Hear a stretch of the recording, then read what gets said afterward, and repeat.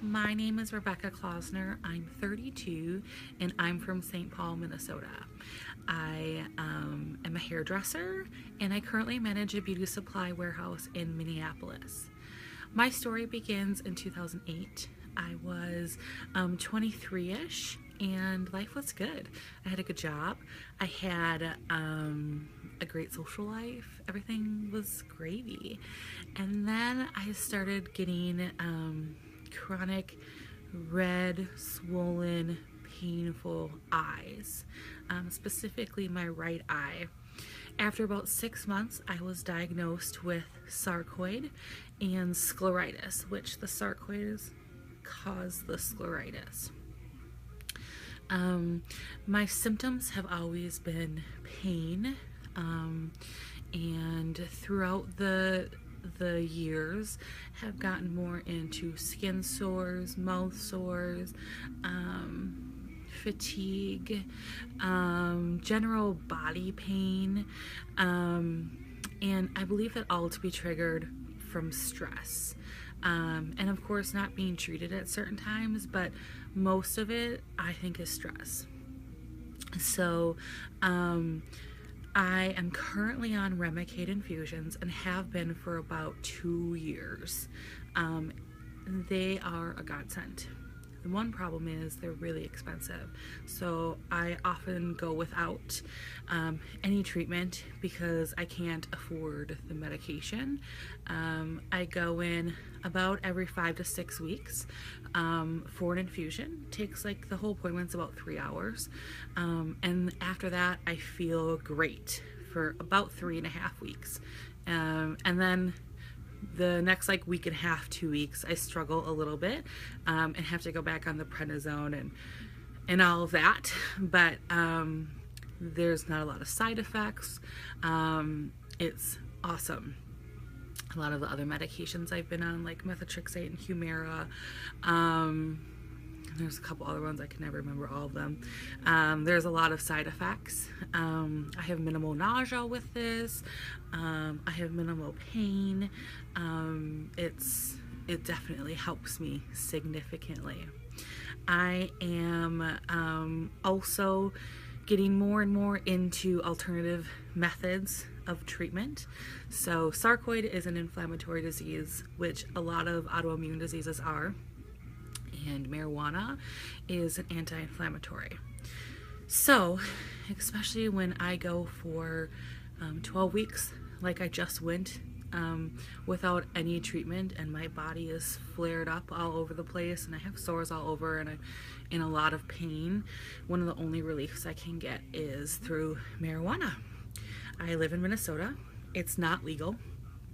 I am currently working on getting a medical cannabis certificate, I guess is what you call it, but it doesn't look like I'll get approved yet, so we'll see. But that is what I have found has been the biggest help.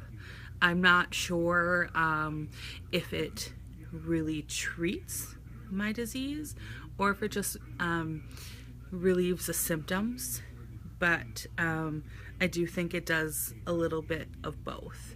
So there's that.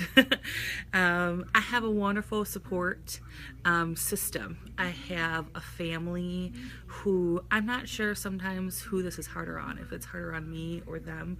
My parents specifically, I know, have struggled a lot with it, seeing their daughter go through this, and there's nothing anybody can do to give me relief. I know has been really difficult on them. But they're always really supportive and will do anything they can do to help me. I also have a couple really good friends that have similar types of diseases, and so there's a little bit more understanding there. But it's difficult to get someone to understand what having a chronic disease is, and your body is constantly fighting itself. At least mine is, anyways. So I get tired. I get crabby. I get I have pity parties a lot. It's emotionally stressful. Knowing that, at 24, I was told that you probably have 30 years to live. Now, I'm a smart girl. I know I'm an advocate for myself.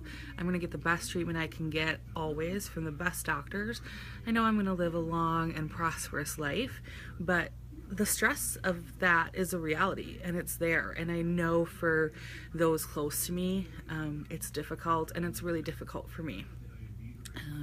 It triggers a lot of depression and anxiety, which is stressful, and it causes my sarcoid to flare. So it's like this vicious cycle that I go through frequently. But like I said, I try to live a happy, stress-free life and get the most out of every day that I live, which is one of the reasons I reached out, because for the past 8 years I've struggled telling anybody.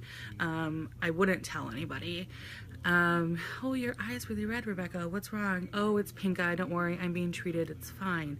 And I was almost embarrassed. And I've learned to not be embarrassed, and that everybody has something. And if I in any way can help a young person or an old person that is diagnosed with something like this, I want to. In my family alone, 75% of us cousins have some kind of autoimmune disease. So clearly I'm not alone. And the more I talk about it and the more I can bring awareness, the better I think it will help. And so that's what I'm doing. I've tried to be a little bit more open about it, and it helps me heal.